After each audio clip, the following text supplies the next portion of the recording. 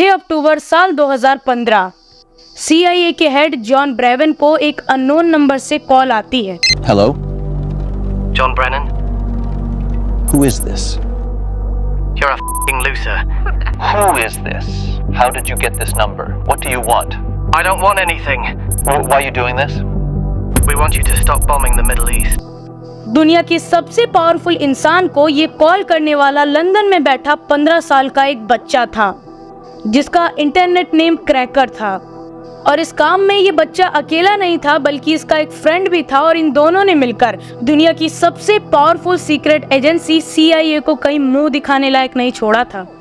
2015 में इन दोनों ने मिलकर CIA और FBI के कई सीक्रेट डॉक्यूमेंट्स को भी लीक किया और जूलियन असांज को अमेरिकन गवर्नमेंट के हाईली कॉन्फिडेंशियल डॉक्यूमेंट्स भी इन्हीं ने दिए थे। ये वही डॉक्यूमेंट्स थे जिसमें ये सारी डिटेल्स थी कि आखिर कैसे CIA ने मिडिल ईस्ट, अफगानिस्तान और साउथ अमेरिकन कंट्रीज की सरकारें गिराई थीं। और इन डॉक्यूमेंट्स में ये भी इंफॉर्मेशन थी कि अमेरिकन गवर्नमेंट के पास कुछ ऐसी भी टेक्नोलॉजीज हैं जिसकी मदद से वो उस इंसान का भी डाटा निकाल सकती हैं जिसने सिर्फ एक बार भी इंटरनेट पर लॉग इन किया हो। हाँ, ये सब करने के बाद इन्हें भारी कीमत भी चुकानी पड़ी थी। लेकिन आइए जानते हैं कि आखिर कैसे इन दो बच्चों ने इतने कॉन्फिडेंशियल डाटा को हैक किया। ये कहानी है उन दो बच्चों की जिन्होंने दुनिया की सबसे पावरफुल स्पाई एजेंसी को दुनिया के सामने एक्सपोज कर दिया। साल 2008 में एक 14 साल का बच्चा वर्जीनिया स्टेट ऑफ अमेरिका में अपने कंप्यूटर के ऊपर काउंटर स्ट्राइक खेल रहा था। लेकिन गेम खेलते हुए उसने फिर कुछ कमांड्स देना शुरू किया जिसके बाद उसे ये रियलाइज हुआ कि ये कंप्यूटर्स बहुत पावरफुल चीज हैं और अगर किसी आदमी को इनका सही इस्तेमाल करना आ गया तो शायद वो इनसे ऐसे भी काम कर सकता है जो कि पूरे गवर्नमेंट को हिला कर रख सकते हैं। इस बच्चे का इंटरनेट नाम था डिफॉल्ट। दोस्तों, मैं बात कर रहा हूँ एक ऐसे टाइम की जब अमेरिका में एनोनिमस नाम का एक हैकर ग्रुप बहुत ज्यादा फेमस हो रहा था और इस ग्रुप्स के लोग बड़ी बड़ी कंपनीज की वेबसाइट्स को इसीलिए हैक कर लेते थे क्योंकि उन्हें अटेंशन चाहिए थी। डिफॉल्ट इस अनोनिमस ग्रुप से बहुत ज्यादा इम्प्रेस था, लेकिन इस ग्रुप को ज्वाइन करने में बहुत ज्यादा खतरा था क्योंकि इस ग्रुप में कुछ हैकर्स के रूप में पुलिस वाले भी थे जिन्होंने इस ग्रुप को सिर्फ इसीलिए ज्वाइन किया था क्योंकि उन्हें इन हैकर्स को पकड़ना था। इसी दौरान डिफॉल्ट को एक और हैकर ग्रुप मिला जिसका नाम था एननसेक। ये ग्रुप भी एनोनिमस की तरह एक हैकर ग्रुप था, लेकिन ये अटेंशन गेन करने के लिए नहीं बल्कि पॉलिटिकल और सोशल मोटिव्स के लिए वेबसाइट्स और अकाउंट्स को हैक करते थे। डिफॉल्ट ने जैसे ही इस ग्रुप को ज्वाइन किया मानो उसके सामने एक नया हैकिंग वर्ल्ड खुल गया हो। डिफॉल्ट की जिंदगी का सबसे पहला और सबसे बड़ा हैकिंग स्टंट था कनाडा की विंसन यूनिवर्सिटी के सर्वर को हैक करना। वो इस यूनिवर्सिटी के फाइनेंशियल डाटा के अंदर घुस गया और उसने वो सारे डाटा हैक कर लिए जिसके अंदर ये सारी इंफॉर्मेशन थी कि यूनिवर्सिटी के किन स्टूडेंट्स ने कितना लोन लिया है यूनिवर्सिटी से। इस डाटा में लगभग $94 मिलियन के इंफॉर्मेशन थे जिसे तुरंत ही डिफॉल्ट ने डिलीट कर दिया। अब नॉर्मली जब हैकर्स ऐसा करते हैं तो इसके बदले में वो एक बड़ी रकम लेते हैं तभी वो डाटा को रिस्टोर करते हैं, लेकिन डिफॉल्ट का ऐसा कोई इरादा नहीं था क्योंकि डिफॉल्ट का मानना था कि हैकिंग अटेंशन गेन करना और एक सोशल चेंज लाने का तरीका है। इसके बाद डिफॉल्ट एक के बाद एक वेबसाइट हैक करता चला गया जिसके पीछे का रीजन या तो पॉलिटिकल होता था या फिर सोशल।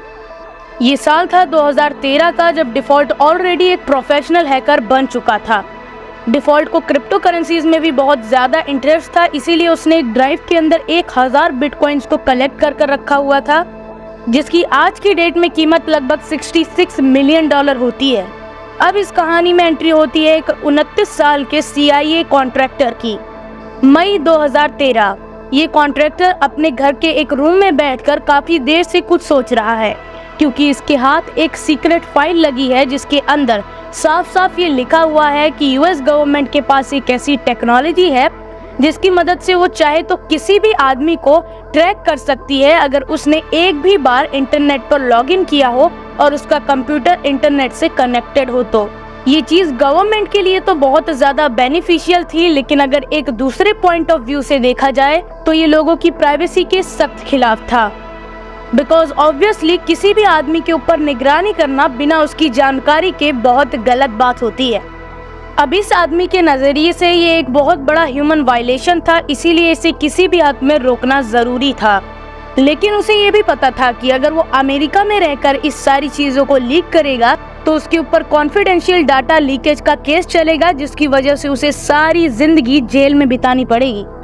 इसीलिए वो अपना थोड़ा सा दिमाग लगाता है और कुछ हफ्तों की लीव को अप्लाई करता है। उसके बाद सीधा हांगकांग चला जाता है, क्योंकि उसका सोचना था कि हांगकांग की गवर्नमेंट उसे अमेरिकन गवर्नमेंट से बचा लेगी। इस कॉन्ट्रैक्टर का नाम था एडविन स्नोडेन। उसने हांगकांग पहुंचते ही 2 जर्नलिस्ट को इंटरव्यू दिया, जिसने पूरी दुनिया को हिलाकर रख दिया, क्योंकि इन इंटरव्यूज में उसने सब कुछ उगल दिया कि कैसे यूएस गवर्नमेंट हर एक आदमी को ट्रैक करती है और इंडिविजुअल फ्रीडम को वायलेट करती है। अब इस घटना ने डिफॉल्ट और क्रैकर जैसे हैकर्स को बहुत ज्यादा इंस्पायर किया, क्योंकि डिफॉल्ट जैसे हैकर्स को अपनी गवर्नमेंट के ऊपर बहुत ज्यादा गुस्सा था और उसने ये फैसला किया कि वो भी CIA के ऑफिसर्स को मजा चखाएगा और ये दिखाएगा कि आखिर कैसा लगता है जब आपकी बिना जानकारी के आपकी कोई निगरानी करता है। तो अब इसी चीज को सच बनाने के लिए डिफॉल्ट ने इंग्लैंड में बैठे क्रैकर के साथ टीम अप किया। अब क्रैकर यूएस की मिडिल ईस्ट में बढ़ती इन्वॉल्वमेंट और स्पेशली जो पैलेस्टीन में हो रहा था उसकी वजह से यूएस गवर्नमेंट के सख्त खिलाफ था। इसीलिए दोनों ने यूएस गवर्नमेंट को मिलकर अच्छा मजा चखाने का सोचा। इसके बाद इन दोनों लड़कों ने मिलकर एक ग्रुप बनाया जिसका नाम था क्रैकर्स विथ एटीट्यूड। इनका सबसे पहला टारगेट था जेम्स क्लैपर, ओबामा एडमिनिस्ट्रेशन का इंटेलिजेंस डायरेक्टर। पहले तो इन्होंने गूगल की मदद से उनका फोन नंबर निकाला, उसके बाद क्लैपर की ईमेल आईडी को भी हैक कर लिया और उस ईमेल आईडी के थ्रू उन्होंने जेम्स क्लैपर के सारे सोशल मीडिया हैंडल्स को भी हैक कर लिया। इसके बाद उनका अगला टारगेट था John Brennan, the head of CIA। इन दोनों ने मिलकर इसको भी काफी अच्छा मजा चखाया और जो प्रैंक कॉल की थी उसे तो मैंने आपको वीडियो की शुरुआत में सुना ही दिया। अब इस चीज को देखकर पूरी CIA और जॉन ब्रेनन खुद हिल चुके थे और इसके बाद इन्होंने जॉन ब्रेनन का सारा डाटा जूलियन असांज की विकीलीक वेबसाइट पर अपलोड कर दिया।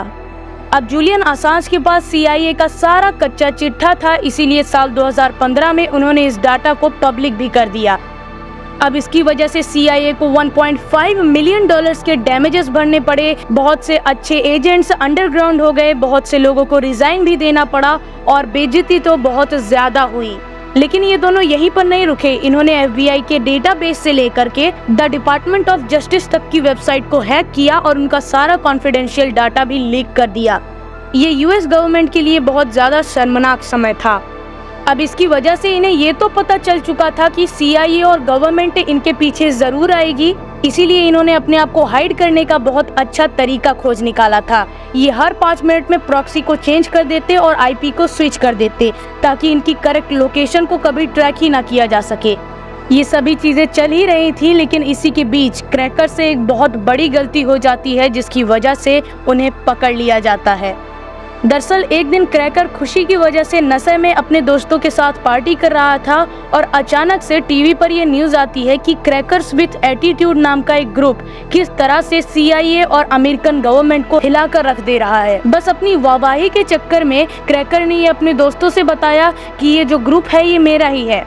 जब दोस्तों ने उसका मजाक उड़ाया तो उसने तुरंत ही इसके सारे सबूत भी उन्हें दिखा दिए और उन्हीं में से एक दोस्त ने ये सारी इन्फॉर्मेशन पुलिस को दे दी और सिर्फ 48 घंटे के अंदर UK की पुलिस ने डिफॉल्ट के घर पर रेड मारी और अमेरिकन पुलिस ने क्रैकर के ऊपर। लेकिन अब डिफॉल्ट कम एज और UK में होने की वजह से उसे 2 साल की जेल सुनाई गई, लेकिन क्रैकर USA में था इसीलिए उसे बहुत सख्त सजाएं दी गई। पहले तो उसे 5 साल की जेल सुनाई गई, $1,45,000 का जुर्माना लगाया गया और जो 1000 बिटकॉइन उसने जमा किए थे उसे भी गवर्नमेंट ने हड़प लिया। इन दोनों बच्चों को एक ऐसे डाटा को लीक करने की वजह से सजा मिली जो सारे इंसानों के फायदे में था और जैसा इनके लीक किए गए डाटा के अंदर बताया गया था बिल्कुल वैसा ही हुआ जब दिसंबर 2023 को बाइडेन एडमिनिस्ट्रेशन ने एक बहुत ही कंट्रोवर्शियल लॉ पास किया जिसमें गवर्नमेंट को ये राइट दिया गया कि वो पूरी दुनिया में किसी भी वारंट के बिना किसी भी इंसान की निगरानी कर सकते हैं। और हु नोज, जब मैं ये वीडियो बना रहा हूँ या आप ये वीडियो देख रहे हो तब हमें भी ट्रैक किया जा रहा हो।